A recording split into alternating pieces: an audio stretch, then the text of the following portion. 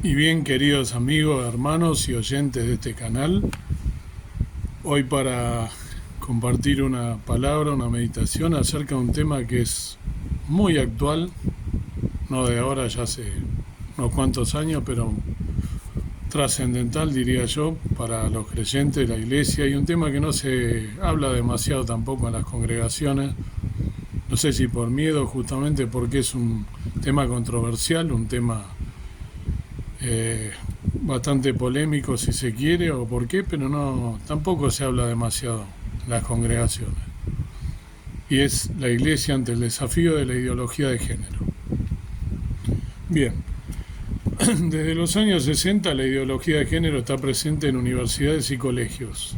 De igual forma en todas las agencias de las Naciones Unidas, en concreto en el Fondo por la Población, UNICEF, UNESCO y obviamente la OMS, o sea la Organización Mundial de la Salud, que han elaborado muchos documentos con categorías propias de esta ideología. Por otro lado, se han levantado un movimiento social llamado LGBTI, siglas compuestas por las iniciales de las palabras lésbico, gay, bisexual, transexual, transgénero, travesti e intersexual, que agrupa a las personas con las orientaciones sexuales e identidades de género relativas a esas 7 palabras, así como las comunidades formadas por ellas. Y ahora explicar qué significan estas siglas. Las iniciales LGBTIQ, que es lo que en realidad está en todas las páginas, ¿no?, en internet, significan lesbiana, gay, bisexual, trans, intersexual, queer, y el signo más, que va detrás de la Q, se refiere a otras identidades en las que pueden hallarse otras personas. Vale aclarar aquí que, mientras los términos gay, lesbiana y bisexual refieren a la orientación sexual de una persona, los términos trans, intersexual y queer tienen relación con la identidad de género, lo que puede implicar o no que la orientación sexual de una persona corresponda con el género con el que se identifica. Esto dentro de la cultura y educación heteronormativas que las mismas comunidades explican y defienden, ¿sí? Hoy en día este movimiento social y las agencias internacionales que promueven esta ideología presionan a los gobiernos de cada país a tomar en cuenta sus propuestas para anexarlas a sus constituciones y leyes reglamentarias, ya hace años, ¿no? ¿Qué es la ideología de género? La ideología de género es una corriente cultural, sociológica y política que sostiene que el sexo y la genitalidad, anatómicamente y fisiológicamente, no son lo importante ni determinante para el ser humano, para su identidad sexual. Minimiza la sexualidad. Esta corriente minimiza la importancia de los hechos y datos sexuales anatómicos, genéticos y psicológicos que configuran a los seres humanos como varones o hembras. En su lugar, ellos postulan que la identidad sexual sería algo cultural, que cada persona, independientemente de su sexo natural propio, desarrollaría algo que llaman género, es decir, una identidad, una actitud y una conducta independiente del sexo anatómico masculino o femenino. Así, un hombre podría, según esta corriente, pensar como mujer, actuar como ella y tener una vida sexual de mujer. Y lo contrario para una mujer. Ella podría actuar sexualmente como hombre. Depende de su elección, de la cultura, de la educación. Esta corriente postula, entre otras cosas, la apertura a la actividad sexual sin límites culturales y fuera de las normas morales cristianas en el campo de la sexualidad. Quiere crear una nueva sociedad, una nueva cultura sexual, en contra de las enseñanzas morales del cristianismo sobre la sexualidad, el matrimonio y la familia. Acusan de discriminatorios y discriminantes, homofóbicos, a quienes se oponen a su planteamiento y defienden la concepción cristiana tradicional de la identidad sexual, de la moralidad sexual, del matrimonio y de la familia. Promueven sanciones legales de diverso tipo contra los que opinan en contra de su ideología. La postura bíblica ante la ideología de género. ¿Qué dice? Dice la Biblia, Génesis 1:27. Ahora vamos a ver el punto de vista bíblico. Génesis 1:27. Y crió Dios al hombre a su imagen, y a imagen de Dios lo crió, varón y hembra los crió. Génesis 1:27. El sexo masculino y el sexo femenino son creación de Dios. No hay más conceptos en la Biblia sobre la identidad humana sino estos dos, varón y mujer. Hemos sido creados como una obra maravillosa y gloriosa. Esto lo podemos ver en el Salmo 139, ¿sí? Voy a leer el Salmo 139, 14 al 16. Salmo 139, del 14 al 16, dice así la palabra del Señor. Te alabaré porque formidables, maravillosas son tus obras. Estoy maravillado, y mi alma lo conoce mucho. No fue encubierto de ti mi cuerpo, bien que en oculto fui formado, y compaginado en lo más alto de la tierra. Mi embrión vieron tus ojos, y en tu libro estaban escritas todas aquellas cosas que fueron luego formadas, sin faltar una de ellas. Entonces dice, no fue encubierto de ti mi cuerpo, bien que en oculto fui formado, ¿no? Y entretejido en lo más profundo. Es clarísima la palabra del Señor. Como la persona entera es varón o mujer, la masculinidad o feminidad se extienden a todos los ámbitos de su ser y se manifiesta en todas sus dimensiones, fisiológicas, psicológicas y espirituales. Cada persona viene al mundo como ser sexuado, nace varón o mujer. En efecto, masculinidad y feminidad son los dos únicos modos de vivir la existencia de ser humano.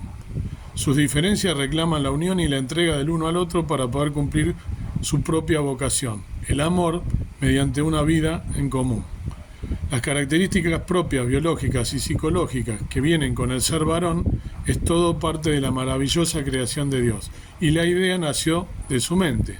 Ahora bien, de la mente de Dios, ¿no? Los conceptos que maneja la ideología de género, lésbico, gay, transexual y bisexual, no aparecen en ninguna parte de la Biblia.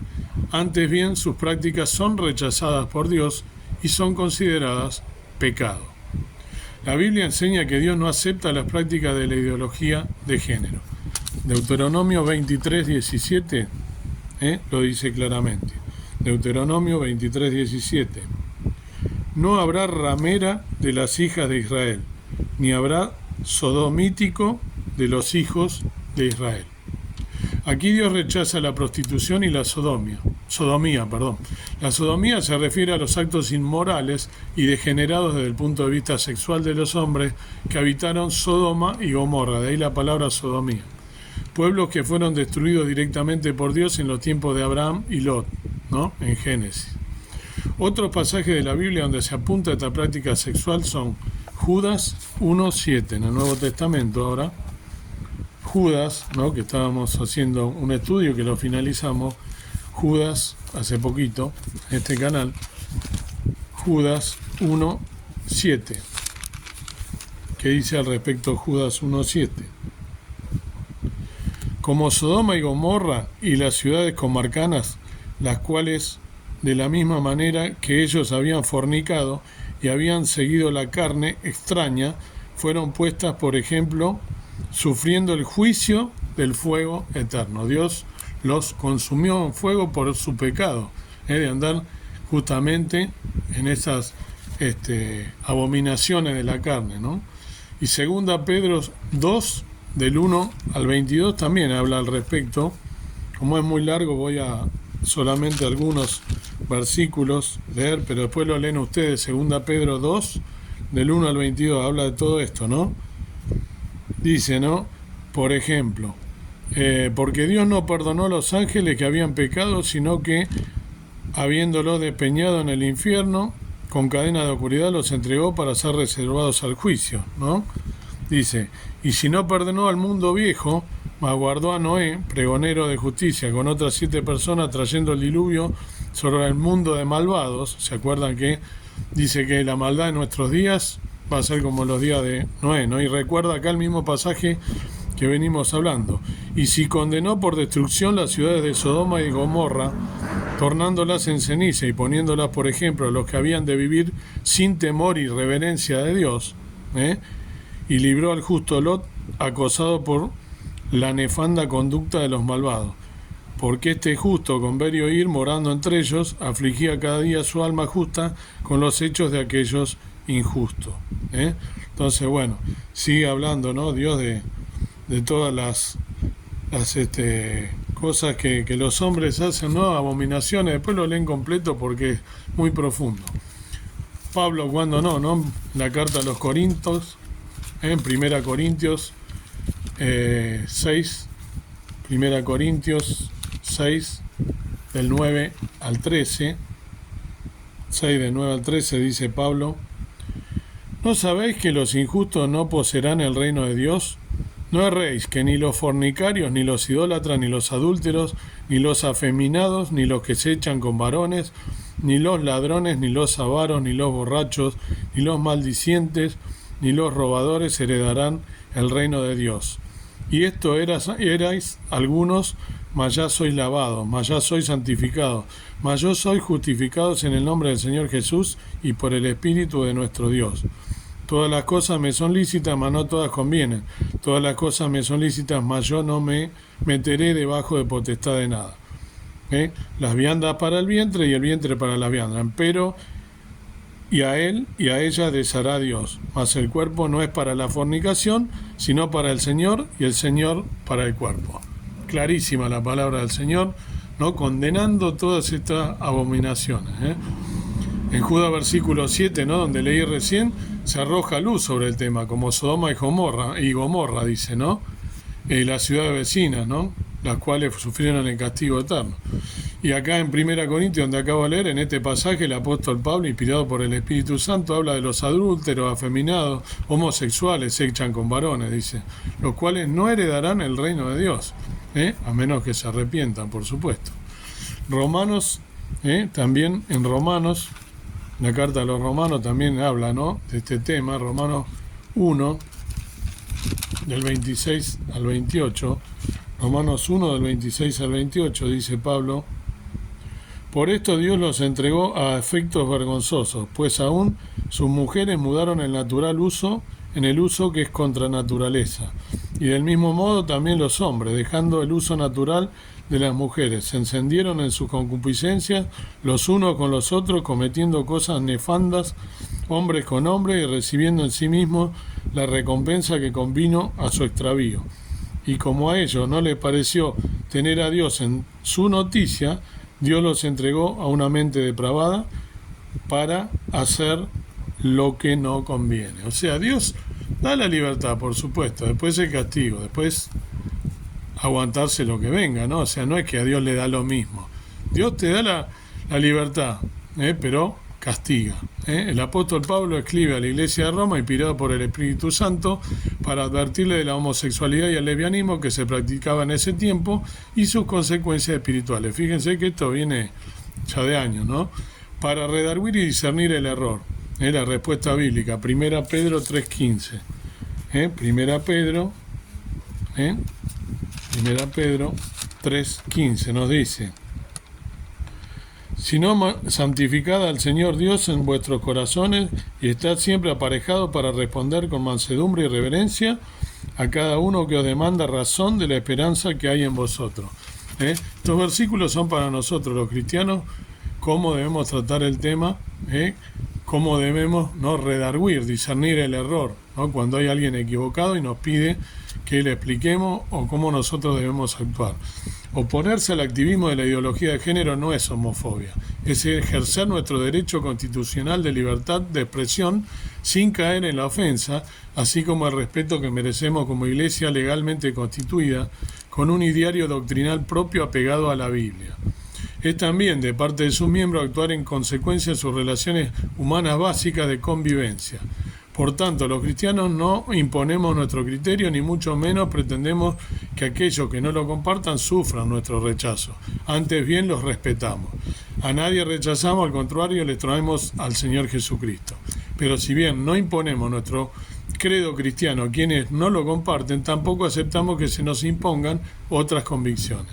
Por ello exigimos con humildad, pero con firmeza, que se respete nuestro derecho a pensar diferente a la ideología de género.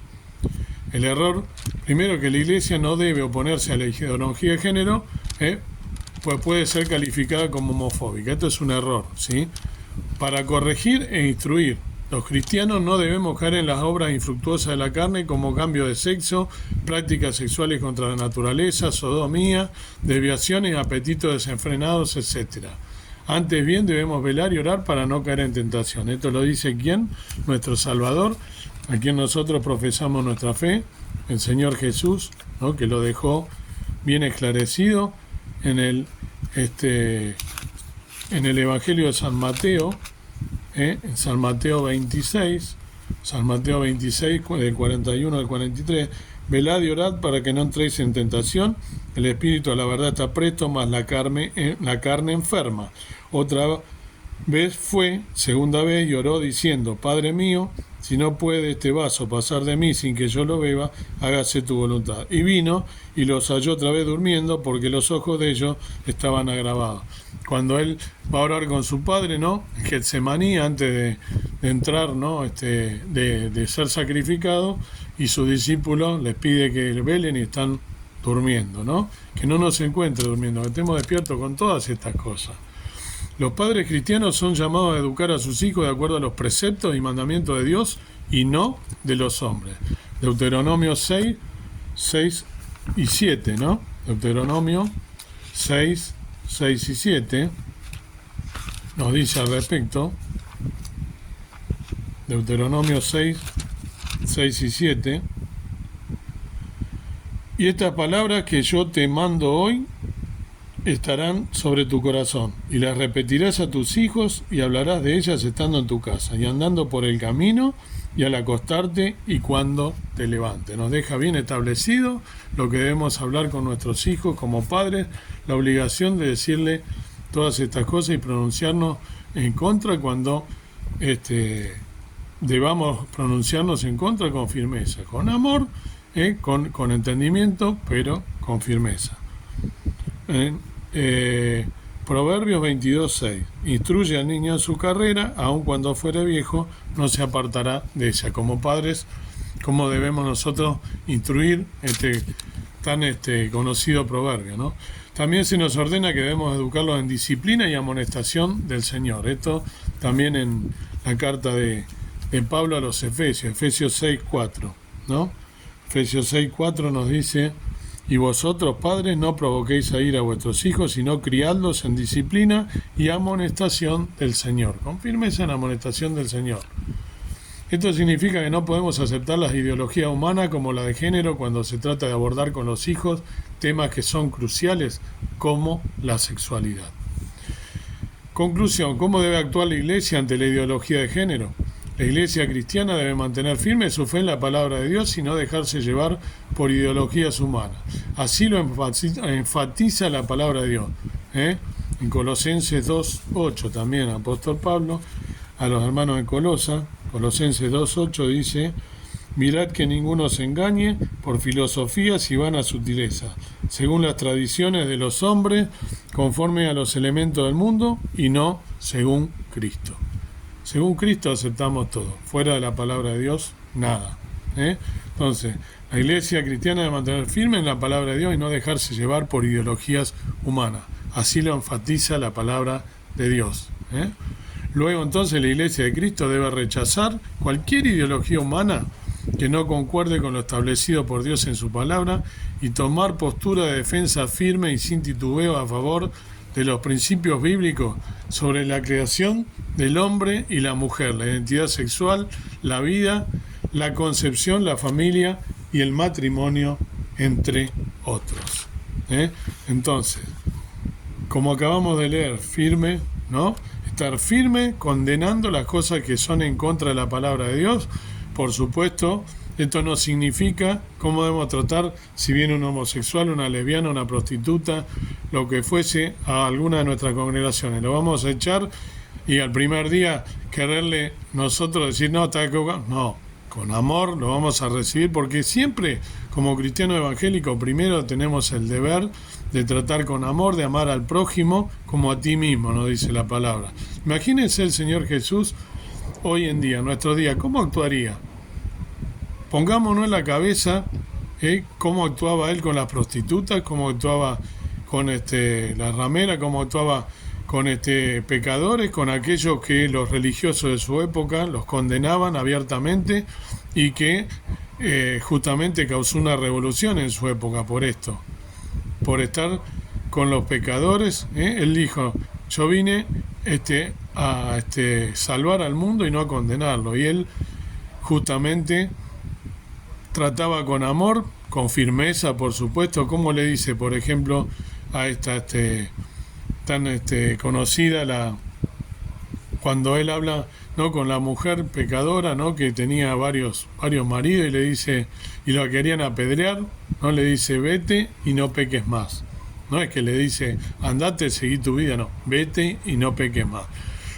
Le hablaba con firmeza, le mostraba el pecado, pero también el amor, y sobre todo predicar el Evangelio, hablar de la obra de Jesús con toda la gente, ¿no?, que venga. La vamos a recibir, por supuesto, en nuestras congregaciones, no echándola. Primero hay que recibirlo con amor, y cuando el tema se dé, una vez que esa persona la recibamos y que estén afirmados en el Evangelio, ahí podemos hablarle con firmeza y mostrándole el error, pero no echándolo. Por supuesto, si viene alguien a increparlo, hablarle con la palabra de Dios. Estos son algunos de los tantos versículos que hay que se pronuncian en contra, ¿no? Y como cristianos, debemos estar firmes en nuestra fe, en nuestra creencia, pero también debemos predicar el Evangelio a toda criatura por sobre todas las cosas. No claudicar, no aceptar este tipo de ideologías humanas porque está en contra de la palabra de Dios, con firmeza, mostrando la palabra de Dios, que es nuestra guía, nuestra lumbrera, nuestro camino, que es lo que nos muestra el manual de vida, que nos muestra cómo debemos actuar, pero también predicando el Evangelio a toda criatura. Que Dios te bendiga y que puedas este tema tan conflictivo, tan actual, que lo puedas también tratar, y también llegar a gente, ¿por qué no? Si nosotros nos ponemos a ver, la gran mayoría de toda esta gente que son inclusive lesbianas o que son homosexuales, debemos también, como dije, ¿no?, amar al prójimo como a ti mismo, nos dice la palabra de Dios. En su gran mayoría lo dice gente que sabe mucho más del tema que yo. En su gran mayoría son gente que tuvieron problemas, que de chicos sufrieron violaciones, y nosotros debemos amar a toda la gente, como lo haría Jesús en su momento, como vuelvo a repetir. Esto no significa aceptar, pero tampoco echarlo y tampoco condenar a una persona, sino amarlo, recibirlo con amor y mostrarle la palabra de Dios, predicarle el Evangelio, y afirmarlo en el Evangelio para que puedan también ser salvos. Por fe, como lo fuimos nosotros. Dios perdona todos los pecados, como nos perdonó a nosotros todos nuestros pecados, y los deshizo en la cruz del Calvario. Nunca olvidemos eso, que nosotros tenemos nuestros pecados y debemos ponernos a cuenta con Dios. Entonces, predicar el Evangelio a toda criatura. No aceptar la ideología de género, hablarlo con la Biblia, con firmeza, pero también predicar el Evangelio a toda criatura. Que Dios te bendiga y que puedas hablar de todas estas cosas libremente, cada vez que se solicite, con la palabra de Dios, que es nuestra guía, nuestra lumbrera a nuestro camino. Amado Dios, amado Padre Celestial, gracias por poder hablar de estos temas tan actuales, tan delicados, y leyendo sobre todo en la palabra de Dios, que nos dice este manual de vida, cómo nos debemos manejar con las ideologías humanas, las ideologías de género, cómo debemos criar a nuestros hijos en el Evangelio, cómo debemos mostrar la palabra de Dios, qué es lo que está bien y qué es lo que está mal. Que debemos amar sobre todas las cosas a nuestro prójimo como nosotros mismos, y que dentro de esta gente que está equivocada en las ideologías humanas, también debemos amarlos y llevarlos al Evangelio ante todas las cosas como cristianos evangélicos. Ayúdanos a poder hablar de estas cosas en este último tiempo, para poder tratar con amor a la gente y llevarlo a predicar el Evangelio, y también defender el Evangelio con firmeza en aquellas cosas que están equivocadas, y también condenarlas si es necesario. Gracias te damos por la luz que nos da la palabra de Dios. En nombre del Señor Jesús, amén. Que el Señor te bendiga.